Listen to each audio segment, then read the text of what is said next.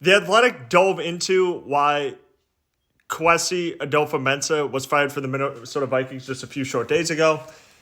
And, they kind of threw out, like, what his background was, or, excuse me, some people in the building kind of threw about his, he was a Wall Street guy, and, he's like huge in analytics and all this other stuff. One of the things that they dove into was his personal life.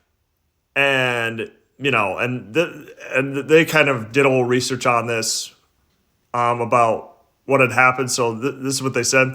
The next summer offered more evidence that Adolfo-Mensah approached the work-life component of the role differently from many of his NFL peers. Following the birth of his first child, the general manager left for paternity leave, missing about 2 weeks of training camp meetings and practices and working remotely during that stretch. Word of his time away from the team traveled quickly around the league. Among some rival executives and coaches, it was met with disbelief.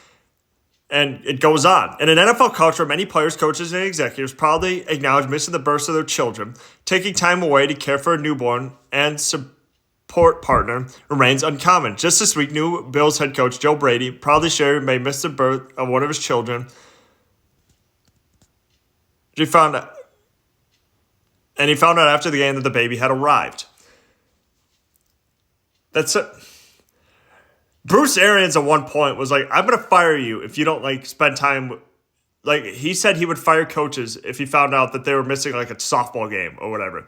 This is such a stupid NFL culture, and rival executives are a bunch of brain dead morons for this being a negative. Spending time with your family was was seen as a negative for Adolfo-Mensah. That makes absolutely positively no sense to me. Okay.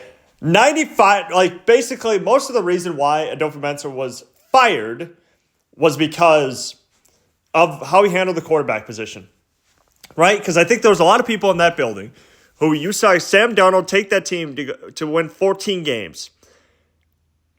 Again, granted, lost 2 big games in that same season, but I think they should have kept Sam Darnold. Okay, and I think if they would go back, they would say they should have kept Sam Darnold.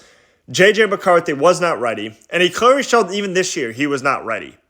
Okay, he was not asked to do that much at Michigan. He made big-time throws, but the reason why Michigan won that national championship was based on defense and because of run game. J.J. McCarthy had nothing to do with it, and he really whiffed on that position. They tried to go after Daniel Jones. He signed with the Indianapolis Colts rather quickly. Okay, Aaron Rodgers was available. They didn't want him. So it's just when you look at it, J.J. McCarthy was not even an option heading into that season until he had to be. And it showed that J.J. just wasn't ready. Justin Jefferson's numbers went down significantly this year. And they just didn't, and they tried to put enough around him. And even how he handled some of the drafts. There was not one player that Adolfo-Mensah has drafted that has gone to the Pro Bowl or been an All-Pro. They were talking about the Kyle Hamilton, how they traded with the Ravens, and the Ravens got Kyle Hamilton, and the Vikings got Lewis Sine, who was released after 2 seasons and playing 10 games. So it's when you look at how he handled the draft, it wasn't great, and. I think when you dive into analytics, it better work because he was the understudy to Andrew Berry. You saw how the Browns have been. Not all Andrew Berry's fault, but still, it's just when you look at it, it makes a whole lot of sense for why Adolfo-Mensah was fired. It's just the timing of this is extremely, extremely surprising.